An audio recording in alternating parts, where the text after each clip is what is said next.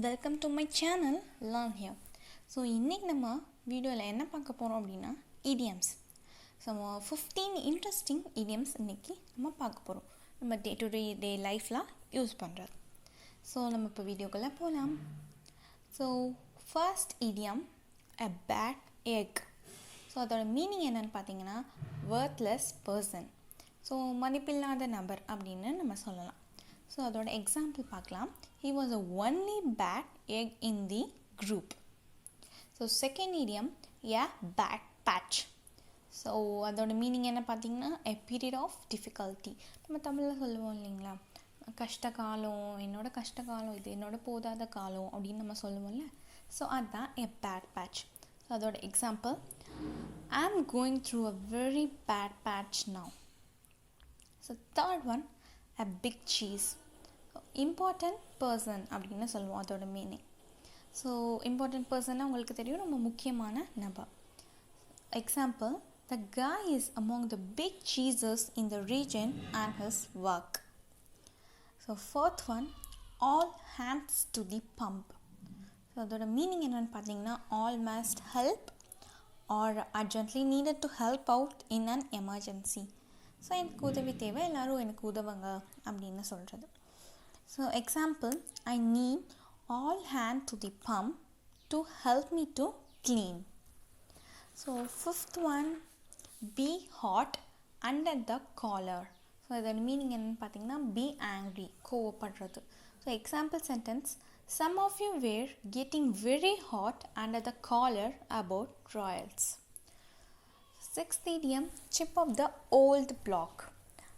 So அதோட meaning என்னென்னு பார்த்தீங்கன்னா worthy son of a worthy father. So நம்ம சொல்லுவோம் இல்லைங்களா, அப்பாவுக்கு தப்பாமல் பிறந்திருக்கான் பிள்ளை அப்படின்னு. ஸோ அப்பா மாதிரி அப்பாவோட குவாலிட்டிஸ், அப்பா மாதிரி அப்படியே பையனும் பிறந்திருக்கிறது தான் a chip of the old block. Example, same as like his brother, he is a chip of the old block. So seventh one, die with one's boot on. So die அதோட meaning பார்த்தீங்கன்னா die while fighting. So போர் செய்கிறப்ப இறந்து போகிறது, ஆர்எல்ஸ் சண்டை போடுறப்ப, அதாவது die while fighting, சண்டை போடுறப்ப இறந்து போகிறது. Example, he'll never quit, he'll die with boots on. So eighth one, grease one's palm. So accept bribe அதோட மீனிங். ஸோ லஞ்சம் வாங்குறது, கொடுக்குறது. Example, if you want your luggage to make the plane, be sure to grease the porter's palm. Next, hand and glove. So அதோட meaning பார்த்திங்கன்னா very intimate, ரொம்ப நெருக்கமானவங்க அப்படின்னு சொல்லுவோம்ல, அதுதான். So example, employment on the building site is controlled by more than 40 gang who are believed to be hand and glove with police. So 10th one, speak of the devil. That person you are just talking about actually appears at a moment. So நம்ம இப்போ யாரை பற்றியாவது பேசிகிட்ருக்கோம், ஒரு பர்சனை பற்றி பேசிகிட்ருக்கோம், அவங்க திடீர்னு உங்கள் முன்னாடி வந்து நின்னாங்க அப்படின்னா, ஸோ அதுதான் speak of the devil. So இந்த example sentence, I hope our teacher doesn't come today, oh speak of the devil, here he comes. So 11th one, when pig fly. So அதோட மீனிங் என்னென்னு பார்த்தீங்கன்னா something that will never happen. So நடக்கவே நடக்காத ஒன்று, so பாசிபிளே இல்லாத ஒரு விஷயம் அப்படின்னு சொல்லுவோம்ல. நடக்கவே நடக்காது, பாசிபிளே கிடையாது இது நடக்கிறதுக்கு அப்படின்றது தான் when pig fly. Example, I might wake up early tomorrow to clean my room, yes will do that when pig fly. 12th one, to kill 2 birds with 1 stone. So அதோட மீனிங் என்னென்னு பார்த்தீங்கன்னா சால்வ் 2 ப்ராப்ளம்ஸ் அட் ஒன்ஸ். நம்ம தமிழில் சொல்லுவோம்ல, ஒரே கல்லில் 2 மாங்காய், ஒரே கல்லில் 2 மாங்காய் அப்படின்னு சொல்லுவோம்ல, அதுதான்.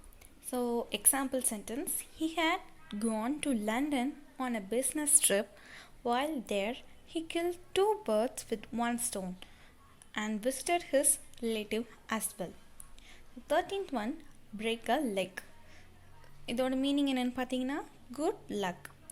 ஸோ நம்ம ஏதோ ஒரு எக்ஸாம் எழுத போகிறோமோ இல்லைன்னா ஸ்டேஜ் பர்ஃபார்மன்ஸ் பண்ண போகிறோமோ, ஸோ அவங்கக்கிட்ட நம்ம குட் லக் அப்படின்னு சொல்லுவோம்ல, ஸோ அதுதான். So example sentence, well break a leg. Kangaroo court, 14th one.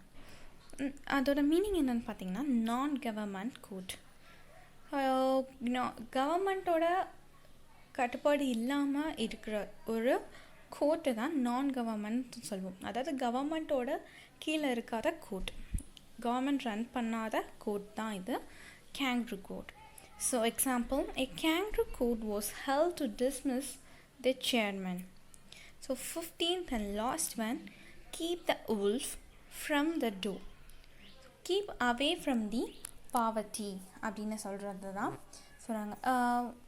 வறுமையிலிருந்து விலகி நில் அப்படின்னு சொல்கிறது தான் keep the wolf from the door. So இந்த எக்ஸாம்பிள் பார்த்தா உங்களுக்கு புரியும். Most people have a daily fight to keep the wolf